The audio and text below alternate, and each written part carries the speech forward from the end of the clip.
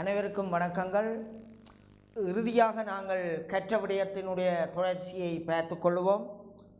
கணியங்களை, அதாவது சக்தியை அளக்க பயன்படுத்தப்படும் அலகுகள், சக்தியை அளக்க பயன்படுத்தப்படும் அலகுகள், சக்தியை அளக்க பயன்படுத்தப்படும் அலகுகள் ஆவன kilowatt, 1 kilogram metre square second minus 2, அதாவது kilogram metre square second minus 2, kilogram metre square second minus 2, அதை ஜூல் என்று சொல்லி நாங்கள் சொல்லுவோம். Kilogram metre square second minus 2, அதை ஜூல் என்று சொல்லி சொல்லுவோம். அல்லது electron voltage kilowatt hour 1 calorie, உணவுப் பொருள்களினுடைய சக்தி பெருமானத்தை அளக்க பயன்படும் கலோரி. கலோரி சக்தி பெருமானத்தை அளக்க பயன்படும் கலோரி, அதாவது சக்தியை அளக்க பயன்படுத்தப்படும் அலகுகள், சக்தியை அளக்க பயன்படுத்தப்படும் அலகுகள் kilogram metre square second minus 2, அதை நாங்கள் ஜூல் என்று சொல்லுவோம். ஜூல் அல்லது electron voltage kilowatt hour calorie என்பனவாகும். கலோரி என்பது உணவுப் பொருள்களினுடைய சக்தி பெருமானத்தை அளக்க பயன்படுத்தப்படும். அதாவது 1 kilogram metre square second minus 2 என்பது 1 ஜூலாகும். 1 கலோரி என்று சொல்கிறது 4.2 ஜூலாகும். ஒரு எலக்ட்ரான் வோல்டேஜ் என்பது 1.6 into 10 to the power minus 19 ஜூலாகும். 1 kilowatt hour, 1 kilowatt hour என்பது 3.6 into 10 to the power 6 ஜூலாகும். ஆகவே மாணவர்களே, சக்தியை அளக்க பயன்படுத்தப்படுகின்ற அலகுகள், சக்தியை அளக்க பயன்படுத்தப்படுகின்ற அலகுகளாவன kilogram metre square second minus 2 joule, electron voltage kilowatt hour calorie என்பனவாகும். 1 kilogram metre square second minus 2 என்பது 1 kilogram metre square second minus 2 என்பது 1 ஜூலாகும். 1 கலோரி என்பது போசனை மட்டங்களை அதாவது உணவுகளினுடைய போசனை மட்டத்தை அளவிட பயன்படுகின்ற அலகு கலோரி. கலோரி 1 கலோரி என்பது 4.2 ஜூலாகும். அதே போல 1 எலக்ட்ரான் வோல்டேஜ், 1 எலக்ட்ரான் வோல்டேஜ் என்பது 1.6 into 10 to the power minus 19 ஜூலாகும். 1 kilowatt hour என்பது 1 கிலோவாட் படி, 1 கிலோவாட் வலுப்படி, 1 கிலோவாட் வலுவை 1 மணித்தியாலத்துக்கு நீங்கள் பிரயோகிப்பீர்களாக இருந்தால் 1 kilowatt hour 3.6 into 10 to the power 6 ஜூலாகும். ஆகவே இவைகள் சக்தியை அளக்க பயன்படுத்தப்படுகின்ற அலகுகளாகும். சக்தியை அளக்க பயன்படுத்தப்படுகின்ற அலகுகளாகும். அடுத்ததாக மாணவர்களே, குறிப்பாக குறித்து கொள்ளுங்கள். 1 கலோரி என்பது 1 கலோரி. 1 கலோரி என்றால் என்ன? 1 கலோரி, 1 கலோரி என்பது 1 கிராம் நீரின் வெப்பநிலையை 1 பாகை சீனால் உயர்த்துவதற்கு தேவையான வெப்ப சக்தியினுடைய அளவாகும். 1 கலோரி என்பது 1 கிராம் நீரின் வெப்பநிலையை 1 பாகை சீனால் உயர்த்துவதற்கு தேவையான வெப்ப சக்தியினுடைய அளவாகும். 1 கிராம் நீரின் வெப்பநிலையை 1 பாகை சீனால் உயர்த்துவதற்கு தேவையான வெப்ப சக்தியினுடைய அளவு 1 கலோரியாகும். 1 கலோரி என்றால் 1 கிராம் நீரின் வெப்பநிலையை 1 பாகை சீனால் உயர்த்துவதற்கு தேவையான வெப்ப சக்தியினுடைய அளவாகும். அது 4.2 ஜூலாகும். அதுவே 4.2 ஜூலாகும். நீரின் வெப்பநிலையை 1 பாகை சீனால் உயர்த்துவதற்கு தேவையான வெப்ப சக்தியினுடைய அளவு 4.2 ஜூலாகும். அதுவே 1 கலோரி எனப்படும். ஆகவே மாணவர்களே, சக்தியினுடைய அலகு, வேலையினுடைய அலகு, சக்தியினுடைய அலகு அல்லது வேலையினுடைய அலகு, சக்தியினுடைய அலகு, வேலையினுடைய அலகு ஜூலாகும். சக்தி அல்லது வேலை, ஒர்க், இவற்றினுடைய அலகு ஜூலாகும். ஆனால் அது நியூட்டன் மீட்டர் அல்ல. அது நியூட்டன் மீட்டர் என்று சொல்லி நினைக்கக்கூடாது. ஆகவே சக்தியினுடைய அலகு, வேலையினுடைய அலகு ஜூலாகும். அது நியூட்டன் மீட்டர் அல்ல, நியூட்டன் மீட்டர் என்று சொல்லி நீங்கள் நினைக்கக்கூடாது. அதே போல விசை திருப்பம், முறுக்கம், விசை இணை என்பவற்றினுடைய அலகு, விசை திருப்பம், முறுக்கம், விசை இணை என்பவற்றினுடைய அலகு, முறுக்கம், விசை இணை என்பவற்றினுடைய அலகு நியூட்டன் மீட்டர் ஆகும். அது ஜூல் அல்ல, அது ஜூல் அல்ல என்பதை மாணவர்கள் விளங்கிக் கொள்ள வேண்டும்.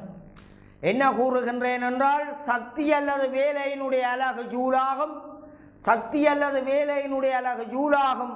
அது நியூட்டன் மீட்டர் அல்ல என்பதை மாணவர்கள் விளங்கிக் கொள்ள வேண்டும். விசை இணை அல்லது விசை முறுக்கம், விசை இணை அல்லது முறுக்கம் டோ அல்லது விசை திருப்பம் என்பவற்றினுடைய அலகு நியூட்டன் மீட்டர் ஆகும்.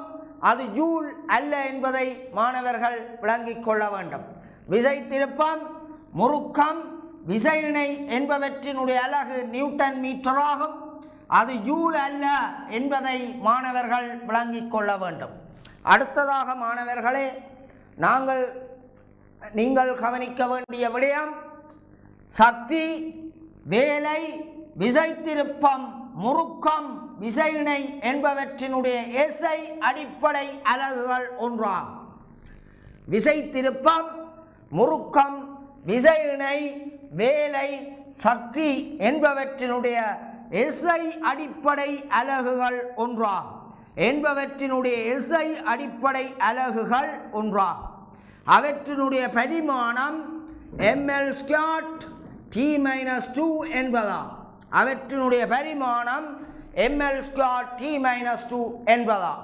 சக்தி, வேலை, விசை திருப்பம், விசை இணை, முறுக்கம் என்பவற்றின் எஸ்ஐ அடிப்படை அலகுகள் ஒன்றாகும். அவற்றினுடைய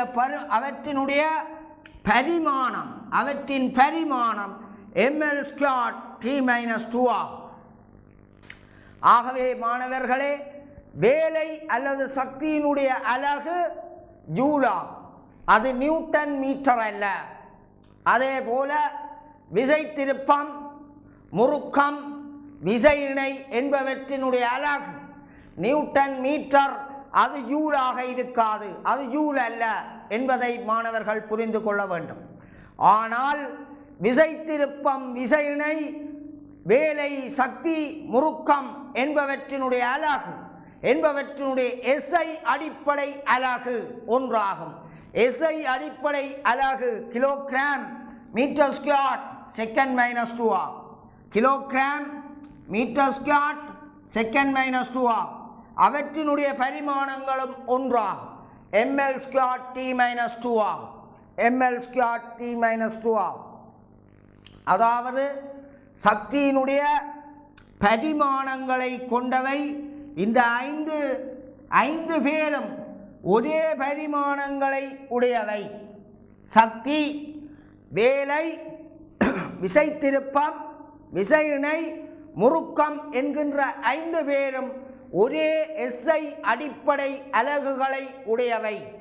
அதேபோல இந்த 5 பேரும் ஒரே பரிமாணங்களை உடையவை என்பதை மாணவர்கள் விளங்கிக் கொள்ள வேண்டும்.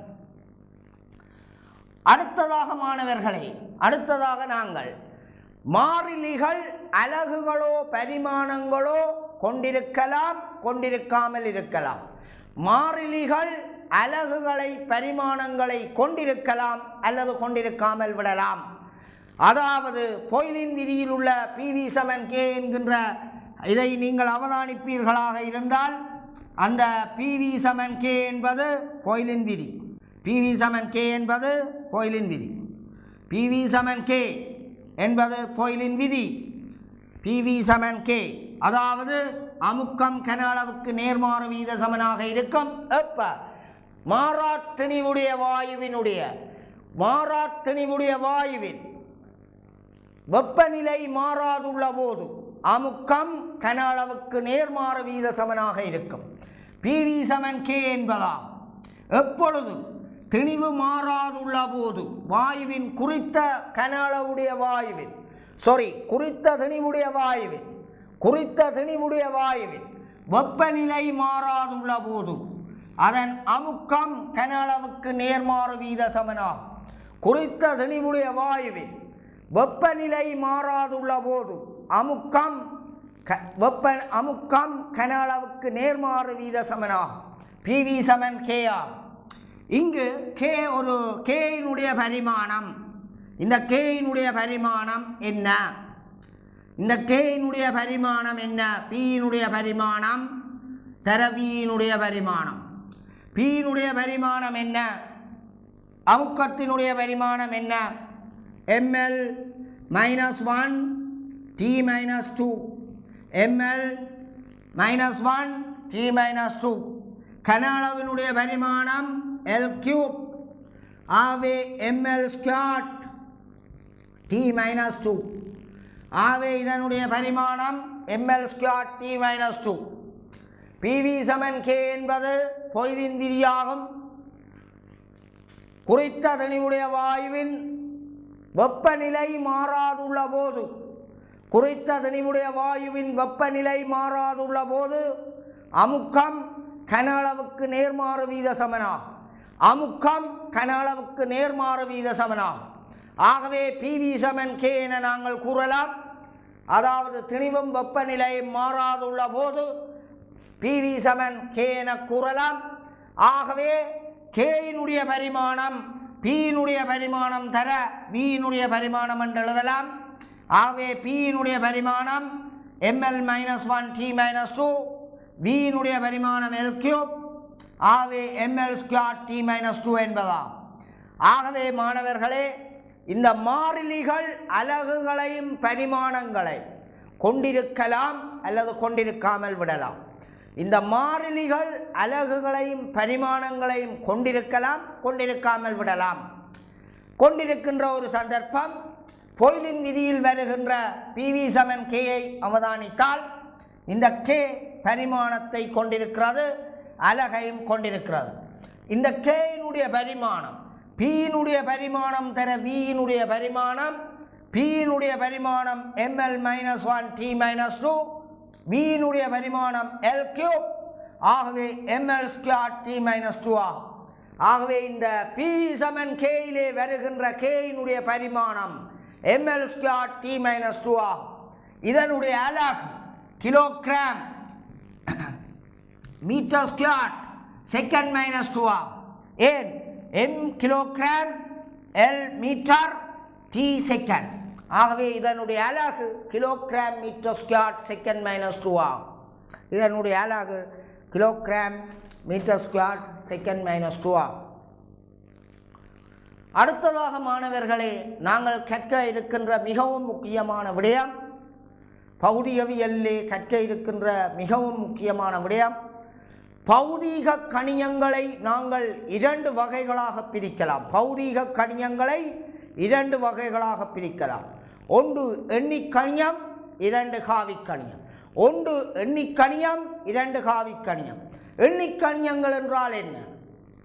பருமனை மட்டும் கொண்ட பௌதீக கணியங்கள் எண்ணிக்கணியங்களாகும்.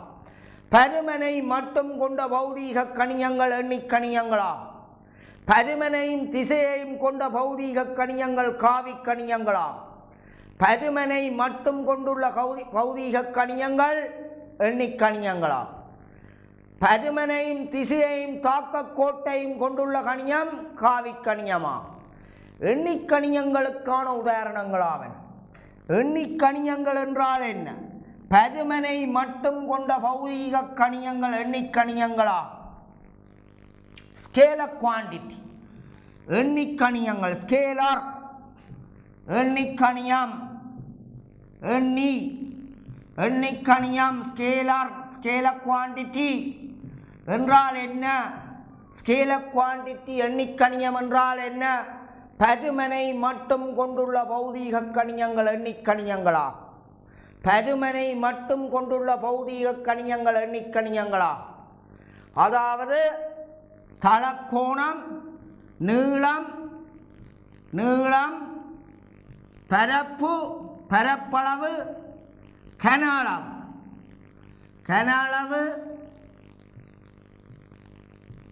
அடர்த்தி, அமுக்கம்,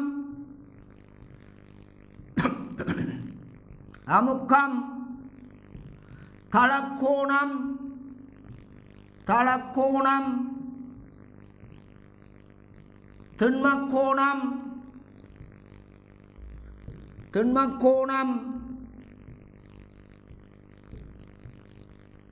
திண்மக்கோணம், மின்னேற்றம்,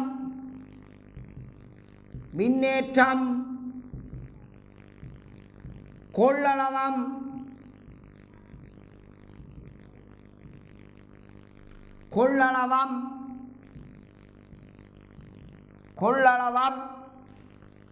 சக்தி,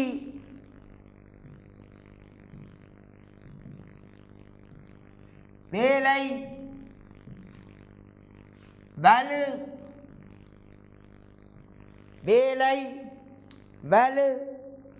வில்லையினுடைய வலு,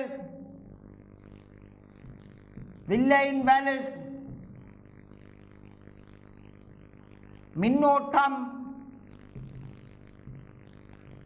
போன்றவை எண்ணிக்கணியங்களாகும்.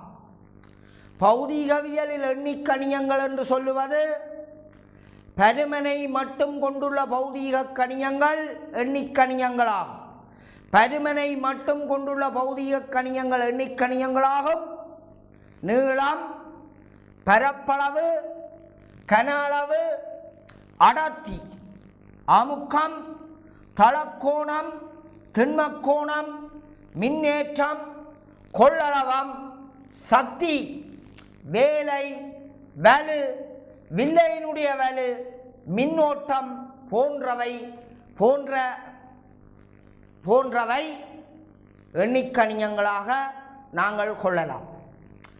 மீண்டும் கூறுகிறேன், நீளம், பரப்பளவு, கனஅளவு, அடர்த்தி, அமுக்கம், தளக்கோணம், திண்மக்கோணம், மின்னேற்றம், கொள்ளளவம், சக்தி, வேலை, வலு, வில்லையினுடைய வலு, மின்னோட்டம் போன்றவை, அதைவிட மின்தடை போன்றவை, மின்தடை ரெசிஸ்டன்ஸ் போன்றவை இந்த எண்ணிக்கணியங்களாக நாங்கள் கொள்ளலாம். பருமனை மட்டும் கொண்டுள்ள பௌதிக கணியங்களில் சில இவைகளாக இருக்கும். அதாவது மீண்டும் கூறுகிறேன், நீளம், பரப்பளவு, கனஅளவு, அடர்த்தி டென்சிட்டி, அமுக்கம் பிரஷர், தளக்கோணம் solid angle திண்மக்கோணம், மின்னேற்றம், கொள்ளளவம், சக்தி, வேலை, வலு, வில்லையினுடைய வலு, மின்னோட்டம், மின்தடை என்பன எண்ணிக்கணியங்களாக நாங்கள் கொள்ளலாம். அதேபோல காவிக்கணியங்கள் என்று நாங்கள் கொள்ளக்கூடியது பருமனையும் திசையையும் தாக்கக்கோட்டையும் கொண்டுள்ள கணியங்கள் காவிக்கணியங்கள் என நாங்கள் கொள்ளலாம். பருமன் திசை தாக்கட்புள்ளி, பருமன் திசை தாக்கட்புள்ளி அல்லது தாக்கக்கோட்டை கொண்டுள்ளது காவி என கொள்ளலாம். ஆகவே காவிக்கணியங்களாக நாங்கள் கொள்ளக்கூடியது, காவிக்கணியங்களாக நாங்கள் கொள்ளக்கூடியவை வேகம், ஆர்முடுகல் ஆக்சிலரேஷன், வேகம், வெக்டர்ஸ். காவிக்கணியங்களாக நாங்கள் கொள்ளக்கூடியவை வெக்டர் குவாண்டிட்டி, வெக்டர் குவாண்டிட்டி காவிக்கணியங்களாக கொள்ளக்கூடியவை வேகம், வெலோசிட்டி, இடப்பெயர்ச்சி டிஸ்பிளேஸ்மெண்ட், வேகம், இடப்பெயர்ச்சி டிஸ்பிளேஸ்மெண்ட், ஆர்முடுகல் ஆக்சிலரேஷன், ஆர்முடுகல் ஆக்சிலரேஷன், விசை force, momentum linear momentum angular momentum, உந்தம், விசை திருப்பம், விசை திருப்பம், விசை திருப்பம், கணத்தாக்கு, கணத்தாக்கு இம்பல்ஸ், கணத்தாக்கு இம்பல்ஸ், நிறை போன்றவற்றை நாங்கள் கொள்ளலாம். பருமனையும் திசையையும் கொண்ட பௌதீக கணியங்கள் காவிக் கணியங்கள் எனப்படும். பருமன், திசை, தாக்கட்புள்ளி அல்லது தாக்கட்கோடு என்பவற்றை கொண்ட கணியங்கள் காவிக் கணியங்கள் என கொள்ளலாம். பருமன், திசை, தாக்கட்புள்ளி அல்லது தாக்கட்கோடு என்பவற்றை கொண்டுள்ள கணியங்கள் காவிக் கணியங்கள் என கொள்ளலாம். அந்த வகையிலே வேகம், இடப்பெயர்ச்சி, ஆர்முடுகல், விசை, உந்தம், விசை திருப்பம், கணத்தாக்கு இம்பல்ஸ், நிறை என்பவற்றை கொள்ளலாம்.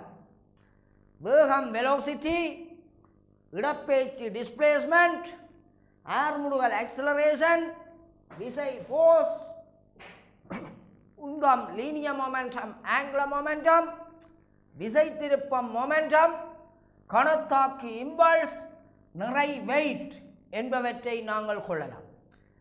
பருமன், திசை, தாக்கட்புள்ளி என்பவற்றை கொண்டுள்ள கணியங்கள் காவிக் கணியங்கள் எனப்படும். பருமன், திசை, தாக்கட்புள்ளி என்பவற்றை கொண்டுள்ள கணியங்கள் காவிக் கணியங்கள் எனப்படும். காவிக் கணியங்களாவன வேகம், இடப்பெயர்ச்சி, ஆர்முடுகல், விசை, உந்தம், விசை திருப்பம், கணத்தாக்கு, நிறை போன்றவையாகும். ஆகவே மாணவர்களே, இதை நீங்கள் குறித்து கொள்ள வேண்டும். இதேபோல காவிக் கணியத்தை காவிக் கணியத்தினால் பெருக்குகின்ற போது, காவிக் கணியத்தை காவிக் கணியத்தினால் பெருக்குகின்ற போது எண்ணிக்கணியம் வருகின்ற சந்தர்ப்பங்கள் உண்டு. காவிக் கணியத்தை காவிக் கணியத்தினால் பெருக்குகின்ற போது எண்ணிக்கணியம் வருகின்ற சந்தர்ப்பம் உண்டு. எண்ணிக்கணியத்தினை எண்ணிக்கணியத்தினால் பெருக்குகின்ற போது எண்ணிக்கணியம் வருகின்ற சந்தர்ப்பம் உண்டு. எண்ணிக்கணியத்தை காவிக் கணியத்தினால் பெருக்குகின்ற போது காவியும் வரலாம், எண்ணியும் வரலாம். ஆகவே மாணவர்களே, காவி தர காவி, எண்ணி தர எண்ணி காவி, எண்ணி தர எண்ணி காவி, எண்ணிக்கணியத்தை எண்ணிக்கணியத்தினால் பெருக்குகின்ற போது காவிக் கணியம் புறப்படலாம். எண்ணிக்கணியத்தை எண்ணிக்கணியத்தினால் பெருக்குகின்ற போது எண்ணிக்கணியம் புறப்படலாம். எண்ணி தர எண்ணி எண்ணி, எண்ணி தர காவி காவி, எண்ணி தர காவி தர காவி, காவி தர காவி காவி, காவி தர காவி, காவி தர காவி காவி. இவ்வாறான சமன்பாடுகளை மாணவர்கள் தெரிந்திருக்க வேண்டும். எண்ணிக்கணியத்தை எண்ணிக்கணியத்தினால் பெருக்குகின்ற போது எண்ணிக்கணியங்கள் புறப்படலாம். எண்ணிக்கணியத்தை காவிக் கணியத்தினால் பெருக்குகின்ற போது காவிக் கணியம் புறப்படலாம். எண்ணிக்கணியத்தை காவிக் கணியத்தினால் பெருக்குகின்ற போது காவி புறப்படலாம். எண்ணிதர எண்ணி எண்ணி, எண்ணிதர எண்ணி காவி, எண்ணிதர காவி காவி, காவிதர காவி காவி. இவ்வாறு நாங்கள் கணியங்களை வகைப்படுத்தலாம். அந்த வகையிலே எண்ணிதர எண்ணி எண்ணி என்பதனை நாங்கள் அவதானிப்போம். எண்ணிதர எண்ணி எண்ணி எண்ணிக்கணியத்தை பெருக்குகின்ற போது எண்ணிதர எண்ணி எண்ணி, இதனை அவதானித்துக் கொள்ளுங்கள். எண்ணிதர எண்ணி எண்ணி, எண்ணிதர எண்ணி எண்ணி, V சமன் IR என்கின்ற சமன்பாட்டில் V என்கின்ற அழுத்தம் எண்ணி, மின்னோட்டம் I எண்ணி, மின்தடை R எண்ணி, V சமன் IR. இங்கு எண்ணி கணியம், மின்னழுத்தம் எண்ணி, மின்தடை எண்ணி, மின்னோட்டம் எண்ணி. இதேபோல திணிவு என்பது அடர்த்தி தர கன அளவு. திணிவு என்பது அடர்த்தி தர கன அளவு. திணிவு எண்ணி, அடர்த்தி எண்ணி, கன அளவு எண்ணி. இதேபோல ஒர்க் என்பது பவர் தர டைம், வலுதர நேரம், வேலை, செய்யப்பட்ட வேலை வலுதர நேரம். இந்த வலு எண்ணி, நேரம் எண்ணி, ஒர்க் எண்ணி, வேலை எண்ணி. ஆகவே மாணவர்களே, எண்ணிதர எண்ணி எண்ணிக்கணியத்தை எண்ணிக்கணியத்தினால் பெருக்குகின்ற போது எண்ணிக்கணியம் பெறப்படலாம். அதற்கான சில உதாரணங்கள் V சமன் IR, மின்னழுத்தம் V எண்ணி, மின்னோட்டம் எண்ணி, மின்தடை எண்ணி. திணிவு சமன் அடர்த்தி தர கன அளவு, திணிவு எண்ணி கணியம், அடர்த்தி எண்ணி கணியம், கன அளவு எண்ணி கணியம். வேலை ஒர்க் சமன் வலுதர நேரம், வேலை. ஆகவே வலு எண்ணி, நேரம் எண்ணி, வேலை, செய்யப்பட்ட வேலை எண்ணிக்கணியமாம்.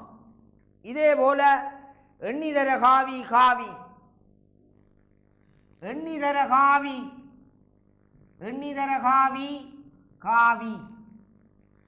எண்ணிதர காவி பெறப்படலாம். எண்ணிதர காவி பெறப்படலாம். F சமன் MA ஐ கவனித்துக் கொள்ளுங்கள். F சமன் MA, F என்பது காவி, F என்பது காவி,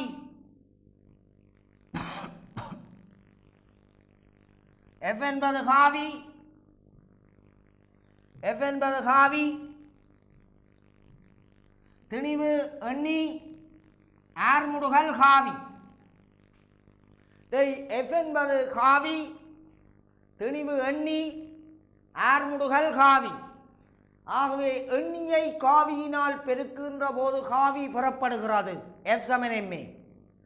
F சமன் MA ஐ அவதானிப்போமாக இருந்தால் F என்பது காவி, A என்பது காவி, M என்பது எண்ணி. ஆகவே எண்ணி தர காவி சமன் காவி என்பதை மாணவர்கள் விளங்கிக் கொள்ள வேண்டும். அதேபோல P சமன் M into V, உந்தம், லீனியர் மொமெண்டம், ஏகபரிமாண உந்தம் அல்லது நேர்கோட்டுந்தம். ஏகபரிமாண உந்தம் அல்லது நேர்கோட்டுந்தம் என்பது திணிவை வேகத்தினால் பெருக்க வருவதாம். திணிவு தர வேகம் உந்தமாகும். ஏகபரிமாண உந்தம் அல்லது நேர்கோட்டுந்தம் என்பது திணிவினதும் வேகத்தினதும் பெருக்கமாகும். இது ஒரு காவி. உந்தம், திணிவு தர வேகம், திணிவு எண்ணி, வேகம் காவி. திணிவு எண்ணி, வேகம் காவி. அது புறப்படுவது ஒரு காவி, உந்தம்.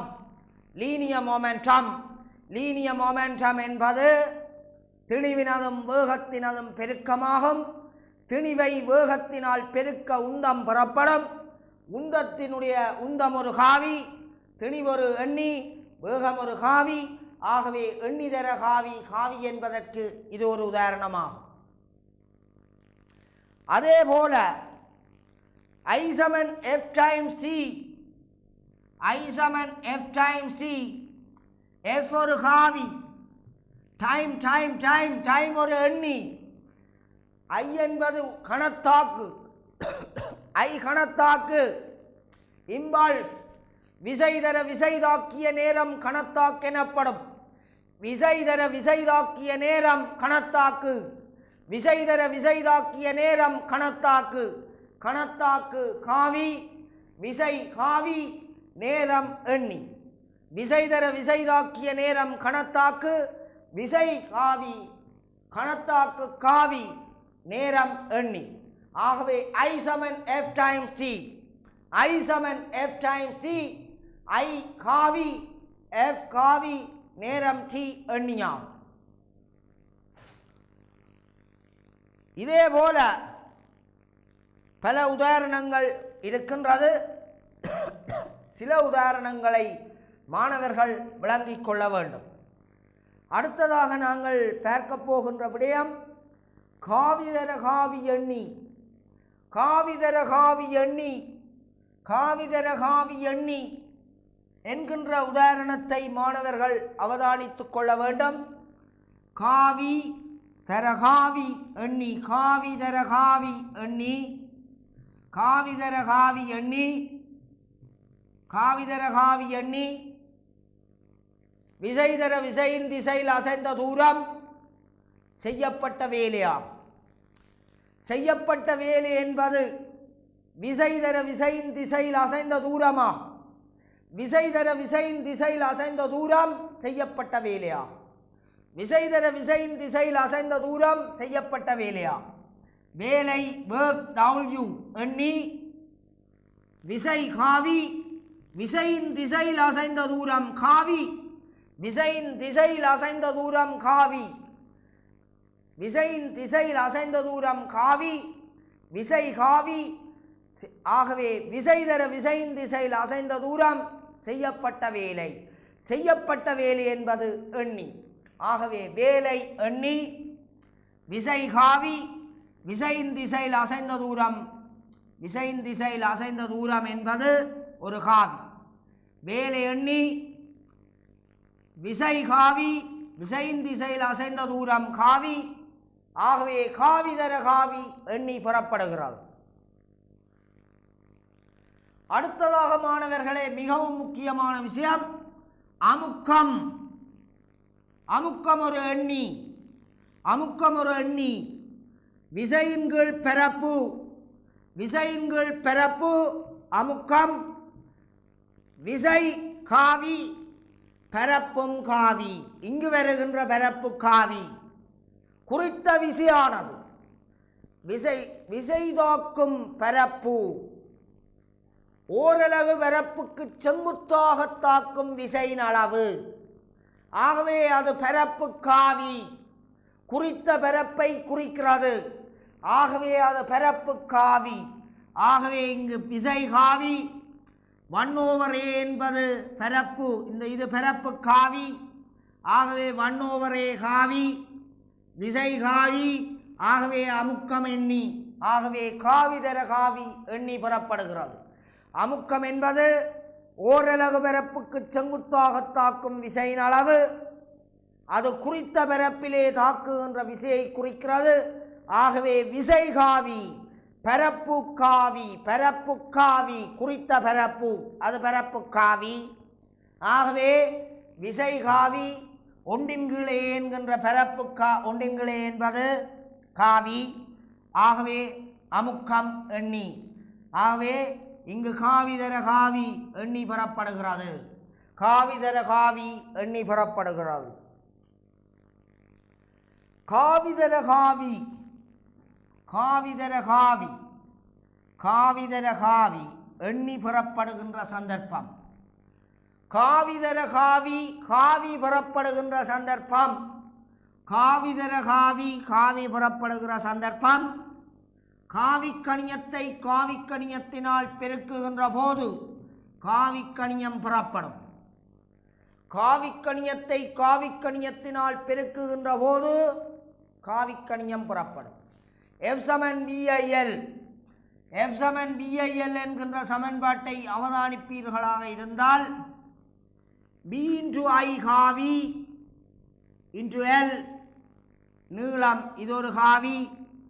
B into I காவி, L காவி, இங்கு வருகின்ற விசை காவி. இதை நாங்கள் பின்னர் கற்றுக்கொள்வோம். ஒரு கடத்தி ஒன்றினூடாக மின்னோட்டம் செல்லுகின்ற போது காந்தப்புலம் உள்ள பிரதேசத்தில் கடத்தி வைக்கப்பட்டு அதனூடாக மின்னோட்டம் செலுத்தப்படுமாயின் விசை தூண்டப்படும். காந்தப்புலமுள்ள பிரதேசம் ஒன்றில் கடத்தி வைக்கப்பட்டு அதனூடாக மின்னோட்டம் செலுத்தப்படுமாக இருந்தால் விசை தூண்டப்படும். ஒரு கடத்தியினூடாக மின்னோட்டம் ஓடினால் அதை சுற்றி காந்த விசைக்கோடுகள் பிறப்பிக்கப்படும். அதேபோல ஒரு கடத்தியினூடாக மின்னோட்டம் ஓடினால் காந்த விசைக்கோடுகள் அதை சுற்றி பிறப்பிக்கப்படும். அதேபோல காந்தப்புலமுள்ள பிரதேசம் ஒன்றினுள் கடத்தி ஒன்று வைக்கப்பட்டு அதனூடாக மின்னோட்டம் செலுத்தப்படுமாக இருந்தால் விசை தூண்டப்படும். அந்த விசையினுடைய திசையை காண பயன்படுத்துகின்ற விதி பிளெமிங்கினுடைய இடக்கை விதியாகும். அதனுடன் தொடர்புபட்ட சமன்பாடு தான் F=BIL ஆகும். அதனுடன் தொடர்புபட்ட சமன்பாடு F=BIL ஆகும். இதை பற்றி நாங்கள் பின்னர் கற்றுக்கொள்வோம். F=BIL ஆகும். இங்கு B × I என்பது காவி, L என்பது காவி, F என்பது காவி. B × I காவி, L காவி, F காவி. ஆகவே காவி தர காவி, காவி என்பதற்கான உதாரணம் இதுவாகும். காவி தர காவி, காவி கணியம் புறப்படுவதற்கான உதாரணம் இதுவாகும். ஆகவே பௌதிகவியலில் மிகவும் முக்கியமான விடயம் எண்ணி தர எண்ணி, எண்ணி புறப்படலாம். காவி தர காவி, காவி புறப்படலாம். காவி தர காவி, எண்ணி புறப்படலாம். காவி தர எண்ணி, எண்ணி புறப்படலாம் போன்ற உதாரணங்களை மாணவர்கள் விளங்கிக் கொள்ள வேண்டும். அடுத்ததாக மாணவர்கள் நோட்டென குறித்து கொள்ளலாம். எந்த ஒரு பௌதீக சமன்பாட்டினதும் இடது பக்கத்தினதும் எந்த ஒரு பௌதீக சமன்பாட்டினதும் இடதுபுறத்தினதும் வலதுபுறத்தினதும் பரிமாணங்கள் சமனாக இருக்க வேண்டும். எந்த ஒரு பௌதீக சமன்பாட்டினதும் இடதுபுறத்தினதும் வலதுபுறத்தினதும் பரிமாணங்கள் சமமாக இருக்க வேண்டும். ஆனால் மறுதலை உண்மையானது அல்ல. எந்த ஒரு பௌதீக சமன்பாட்டினதும் இடதுபுறத்தினதும் வலதுபுறத்தினதும் பரிமாணங்கள் சமனாக இருக்க வேண்டும். ஆனால் மறுதலை உண்மையானது அல்ல. மறுதலை உண்மையாகவும் இருக்கலாம், பொய்யாகவும் இருக்கலாம். அதாவது ஒரு பௌதீகவியல் சமன்பாடு சரியானதாயின் அதன் இடதுபுறம் உள்ள பரிமாணங்கள் வலதுபுறம் உள்ள பரிமாணங்களுக்கு நிச்சயமாக சமனாக இருக்க வேண்டும். ஆனால் பரிமாணங்கள் சமனாக இருப்பதை கொண்டு அந்த சமன்பாடு சரியானது என்ற முடிவுக்கு நாங்கள் பெற முடியாது. ஒரு பௌதீகவியல் சமன்பாடு சரியானதாயின் அதன் இடதுபுறம் உள்ள பரிமாணங்கள் வலதுபுறம் உள்ள பரிமாணங்களுக்கு சமனாக இருக்க வேண்டும். ஆனால் மறுதலை உண்மையாகாது. இடதுபுறம் வலதுபுறம் உள்ள பரிமாணங்கள் சமனாக இருப்பதை கொண்டு அந்த பௌதீக சமன்பாடு சரியான சமன்பாடு என்ற முடிவுக்கு நாங்கள் பெற முடியாது. அதேபோல ஒரு பௌதீகவியல் சமன்பாட்டில் இரு பௌதீக கணியங்கள் கூட்டப்பட்டாலோ அல்லது கழிபட்டாலோ அவற்றின் அலகுகளும் பரிமாணங்களும் சமனாக இருக்க வேண்டும். ஒரு பௌதீகவியல் சமன்பாட்டில் இரு பௌதீக கணியங்கள் கூட்டப்பட்டாலோ அல்லது கழிபட்டாலோ அவற்றினுடைய அலகுகளும் பரிமாணங்களும் சமனாக இருக்க வேண்டும். ஆனால் இரண்டு வெவ்வேறு பரிமாணங்களை உடைய பௌதீக கணியங்களை பெருக்கலாம், பிரிக்கலாம். அதாவது ஒரே பரிமாணங்களை உடைய பௌதீக கணியங்களை கூட்டலாம், கழிக்கலாம். ஆனால் வெவ்வேறு பரிமாணங்களை உடைய பௌதீக கணியங்களை பெருக்கலாம், பிரிக்கலாம். ஒரே பரிமாணங்களை உடைய பௌதீக கணியங்களை கூட்டலாம் அல்லது கழிக்கலாம். ஆனால் வெவ்வேறு பரிமாணங்களை உடைய பௌதீக கணியங்களை பெருக்கலாம், பிரிக்கலாம். ஆகவே மாணவர்களே, ஒரு பௌதீகவியல் சமன்பாடு உண்மையானதாக இருந்தால், சரியானதாக இருந்தால் அதன் இடதுபுறம் உள்ள பரிமாணங்களும் வலதுபுறம் உள்ள பரிமாணங்களும் சமனாக இருக்க வேண்டும். ஒரு பௌதிகவியல் சமன்பாட்டில் பௌதிக கணியங்கள் கூட்டப்பட்டாலோ அல்லது கழிவட்டாலோ அவற்றினுடைய பரிமாணங்களும் அலகுகளும் சமனாக இருக்க வேண்டும். ஆனால் வெவ்வேறு பரிமாணங்களையுடைய பௌதிக கணியங்களை கூட்டலாம் அல்லது கழிக்கலாம். உதாரணமாக மாணவர்களே, நாங்கள் இதற்கான சில உதாரணங்களை கவனித்தால் வீசமன் யூசக ஏற்றி என்கின்ற முதலாம் இயக்கவியல் சமன்பாடு, வீசமன் யூசக ஏற்றி என்கின்ற முதலாம் இயக்கவியல் சமன்பாடு பற்றி நாங்கள் பின்னர் கற்றுக்கொள்ளுவோம். நன்றி, வணக்கம். மீண்டும் அடுத்த வகுப்பிலே இதனுடைய தொடர்ச்சியை நாங்கள் கற்றுக்கொள்வோம். நன்றி, வணக்கம்.